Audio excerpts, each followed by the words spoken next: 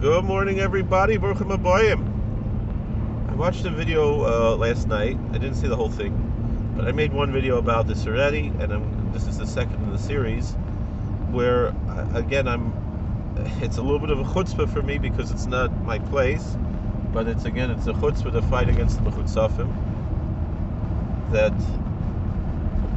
I'm defending my Rebbe from high school, or Moshe Weinberger, who made a video where he's asking questions from the general public, kind of giving what a lot of people would say, these are like softball answers. What basis does he have to say this? And the reason I'm expressing this here is just to make it clear that he is right. So the other question, I think it was maybe asked before the one that I made the previous video about, was there was a fellow, he was saying that for years and years he's been watching this one rabbi, and again, I alluded to this earlier, I'm assuming it's Yosef Mizrachi, who says that breaking Shabbos is worse than murder. Not that it's as bad as murder, it's worse than murder. That's a famous thing. You're a murderer. That's Yosef Mizrachi, right? If you break Shabbos, right? So Rabbi Weinberger said, that he said, you shouldn't listen to such a rabbi, and it's totally ridiculous. And now, how could that be? And I remember Rabbi Weinberger, just again, harking back to maybe last week, I think I made the video, or 2 weeks ago, and I said, Divrei Torah, Ashir b'makom aniyim b'makom echad, v'ashir b'makom achir. Everything has to be put into perspective. I remember Rabbi Weinberger saying, how offended he was. A Reformed temple had the pasuk from Micha of Hatznei Leches Elokecha that says, Asis Mishpat, you should do Vavs Chesed, Asis Mishpat, Hatznei Leches Elokecha, that you should love kindness and do justice and walk humbly with thy God, and how he was mocking a Reformed temple that had that pasuk in English on the wall outside the temple. And I remember saying to him, but Rebbe, that's a pasuk. And he says, why did they pick that pasuk? Why didn't they have Mechaleha Mos Yumas? Why didn't they have that those who desecrate the Sabbath shall surely be put to death? That's also a pasuk. So, but Weinberger is Ocha Kanoi, but he understood who he's talking to, and this particular forum was, the good cop, the nice, the nice, warm, friendly Rabbi Weinberger. Although when people were asking about keeping dogs, that's when he started to get a little rough, right? rough about the dogs. So anyway.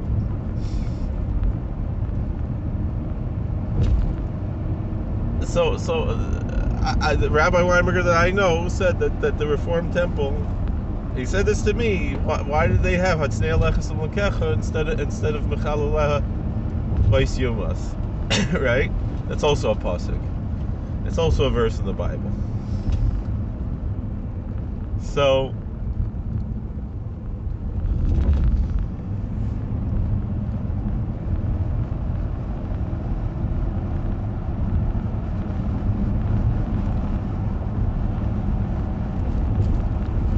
anyway,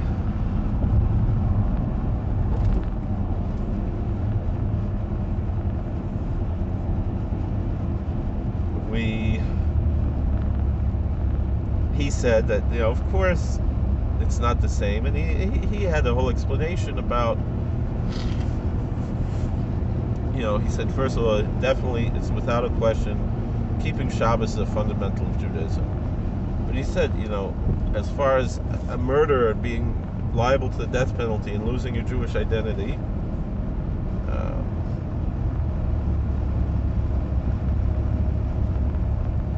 It's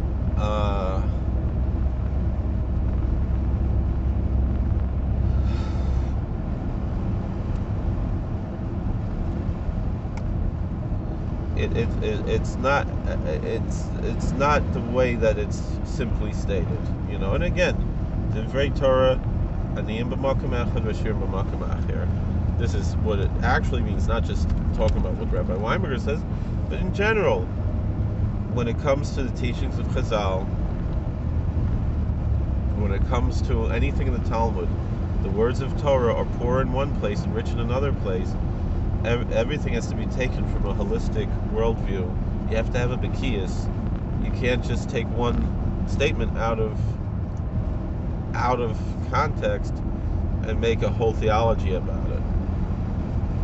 And the thing is, I do subscribe to the idea of Mechal Shabbos for Hesia Harihu Goy L'Chol Davar. I do subscribe to the idea that there is a concept of a Jew who is archetypically identified as the public Sabbath desecrator, who loses their status as a Jew until they repent, and they can't count for a minyan, and their wine is yain nesach, and their wine is not kosher. But that has to be understood in context. Why is it that the Mechal Shabbos is so bad? Like a murderer, right? The thing is, the murderer, we don't say he's not a Jew, right? But the Mechal Shabbos, we say he's not a Jew. Just like the idolater. And that's really what the real comparison should be.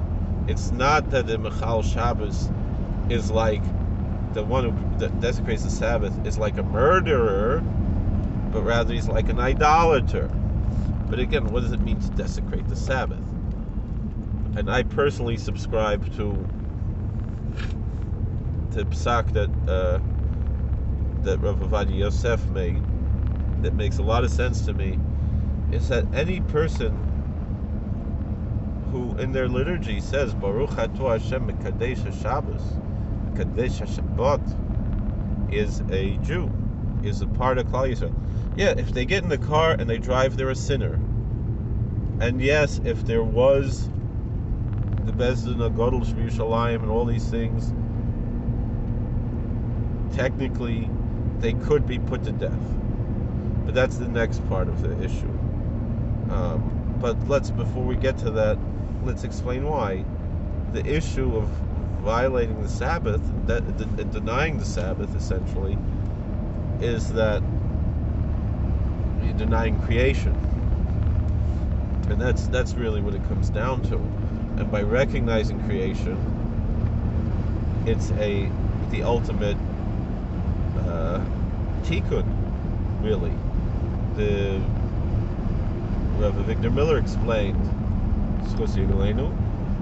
that's why it says in Chazal that when you say Vayechulu, when you recite the Kiddush Friday night, or the other parts when we say Vayechulu, the verses from the second chapter of Genesis,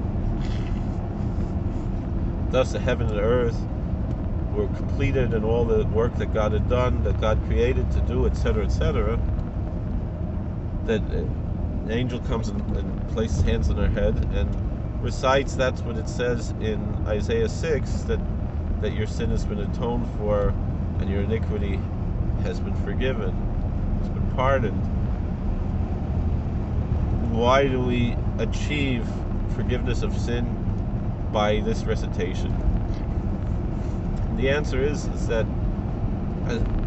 we express our faith through our devotions, and so sin is only a symptom.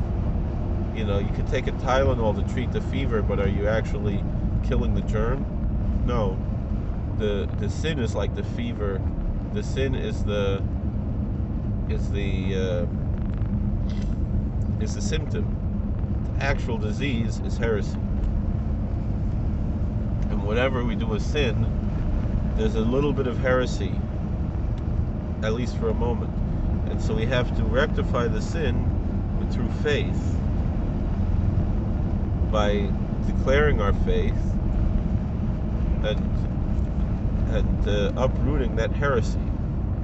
And so that's why Shabbos is so important, because it's a recognition of God's sovereignty and God's existence as the creator, his identity as the creator.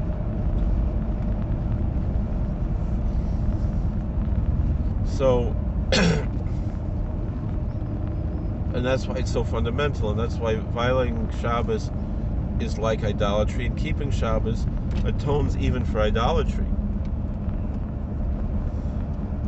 And there's explanations for that as well. But with that being said, and so we understand the importance of Shabbos and the value of Shabbos a little bit. And of course, the more you keep Shabbos, the deeper you understand that, and you learn Svarim like Siddur Shabbos. You understand these things deeper.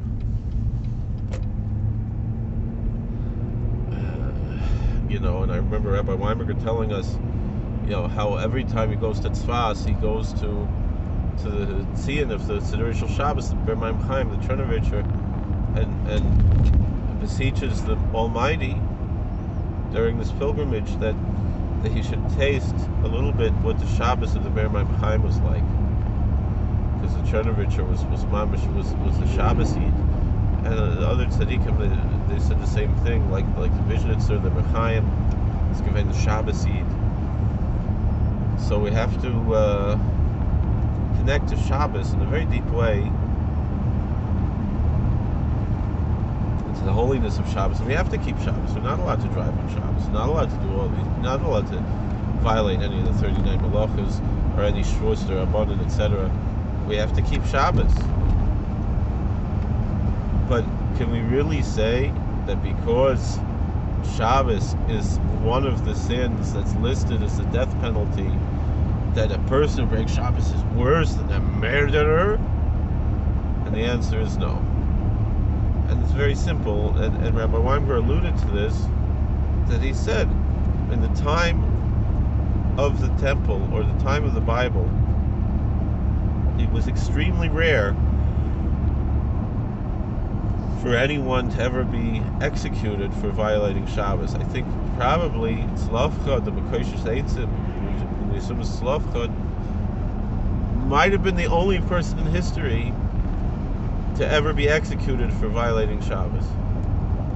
Maybe I'm wrong, but that's what I'm assuming. If he's not the only one, there were probably not even 10 people in history who were ever executed for violating Shabbos. Does that mean the whole time of the first and second Beis Hamikdash nobody violated Shabbos? Of course not, because we know if only the Klal Yisrael kept 2 Shabboses or 1 Shabbos, whatever it is, then we would have been redeemed right away. And we see that hasn't happened. So obviously the Jewish people haven't been keeping Shabbos as a total community.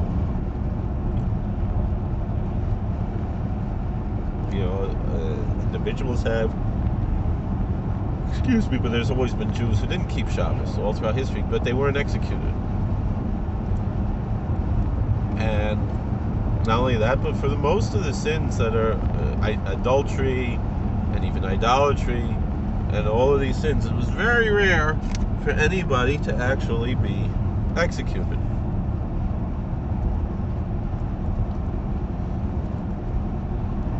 But when it comes to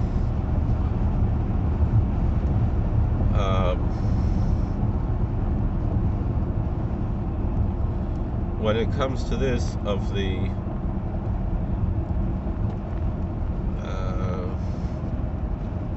execution, with the famous Mishnah in Makos, the different Tanoim gave their opinions. One said that if a Bezdin Haregis Achas B'Shavua Chavlonasi, that if once in 7 years a court executes someone, administers capital punishment, they're chavlanis, they're destructive. They're not helping the situation. So then the other opinion said even once in 70 years is a chavlanis. So then, again, I don't remember offhand which Tanoim these were. The next one said, if I were around, or I think it was two, they said if we were around when there was still a death penalty, because by that time they didn't have it anymore, they would have done away with the death penalty. And I think it was Rabbi Akiva who said, no, Afhein Marbe Shevchei Dam B'Yisrael. That if the ones who want to abolish the death penalty are causing murder to increase in the Klal Yisrael, in the Jewish community. And so the way I understand that is that the death penalty is there as a deterrent, to be used very sparingly and rarely. But we notice it doesn't say Afhein Marbe Giliarayas Niyuf B'Yisrael, Afhein Marbim Chilul Shabbos B'Yisrael, Afhein Marbim Avedazar B'Yisrael. It doesn't say these people who are saying to abolish the death penalty, they're increasing adultery or idolatry or Sabbath desecration, but rather it says they are increasing murder, bloodshed, and that seems to indicate that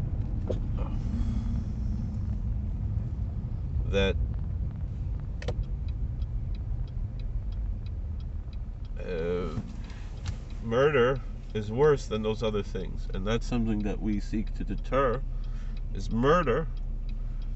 And by having the death penalty on the books, even if it's used very sparingly, but the death penalty is not meant to be used for breaking Shabbos or even idolatry or adultery. It doesn't lessen the severity of idolatry or adultery or breaking the Shabbos, but it means to say that we have to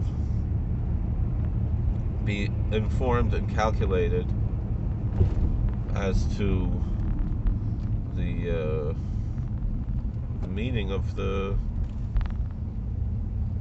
these things when it comes to why do we have a death penalty on the books?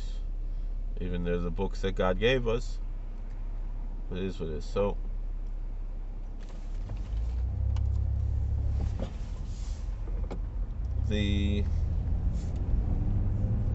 now the question comes up, which we kind of alluded to in the other video, is what is the problem with Yosef Mizrachi and Yaron Ruvain and their acolytes and disciples? And the answer is they look at the world not through a Jewish lens of Chazal. Even if they're people who learn Chazal, they looking at the world really through a Christian worldview or a really Protestant sola scriptura worldview, and not only Protestant but Sadducean Karaite worldview. Again, they're not Sadducees, they're not Karaites, and certainly not Christians. They fight against the missionaries all the time, but they're taking that kind of Christian fundamentalism and bringing it into the Jewish world, which to a certain extent there's something good about that. There is a place for that, but there's a limit also, and you have to be measured to understand what things we can take, what things we can't take and absorb into our own approach. And pretty much it's those things that were already ours to begin with that maybe we lost, like the songs from the Beis HaMikdash that the shepherds in Hungary would sing, the Hungarian shepherds would sing. That's the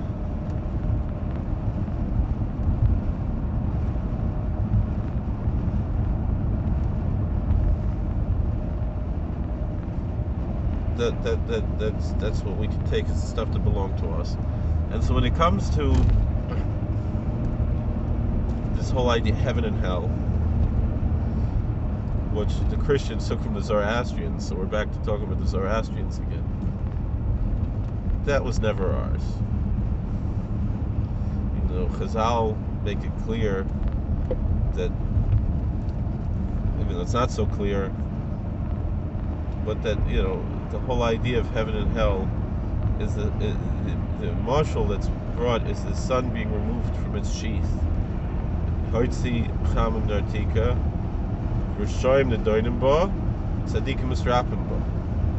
The wicked, or misandim bo, the wicked are judged by the sun, burned by the sun, and the righteous are healed by it and enjoy it.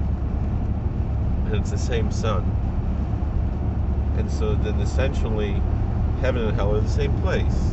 Again, it doesn't mean physically they're a place, but spiritually, mentally, emotionally, they're the same place, psychologically, psychically. And if a person is calibrated in a heavenly way, they'll enjoy it when they go to that place. And if they're not, it'll be painful for them. And that's why we have to adjust our antenna to the right way, so we can enjoy the afterlife.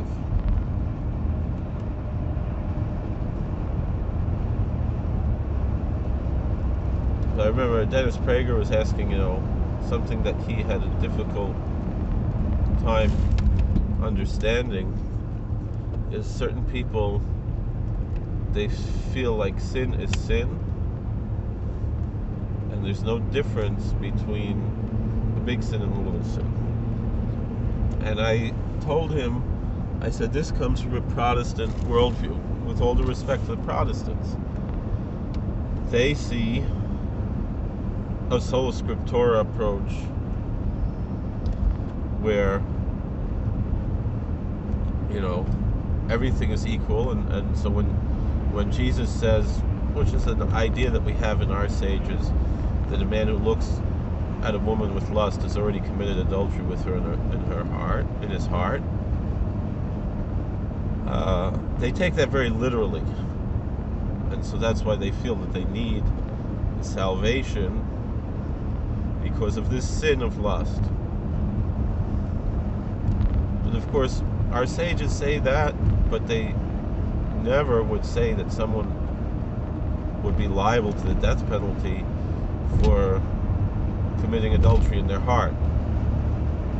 You know, even with Eden Vesra. Right? There's no such thing. There's no, you know, Eina Kadosh Baruch Hu Misaref, you know, Machshava Ra Eina Kadosh Baruch Hu Misaref L'Maisa. Right? So,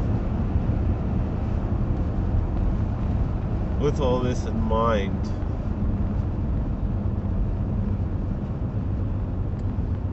that's why, and the Catholics don't have that, because the Catholics understand the difference between a venial sin and a mortal sin, right? That's part of their oral tradition. And we have in our, not only the oral tradition, but in our Torah tradition, that there's, you know, in the scripture, that the certain sins have different, you know, and every sin is bad.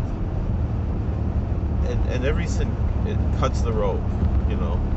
And we have to repent, of course. But the approach that that Yosef Mizrachi and Yaron Ruvain have about these issues, not only it doesn't fit, kind of like Rabbi Weinberger said, it doesn't fit now in 2021. It fits, you know, in medieval times. If you really learn medieval works and so forth, it doesn't even fit in those times. It's really not a Jewish approach. It's really a Christian approach that either they took from the Zoroastrians or they took from Jewish heretics like the Sadducees or the Karaites, other Sola Scriptura groups. And really, in a certain sense, and the other mistake, and this is something that Karen Armstrong talks about from a Jungian standpoint, we have to understand the difference between logos and mythos. And mythos should not be confused with logos, but also logos should not trump mythos.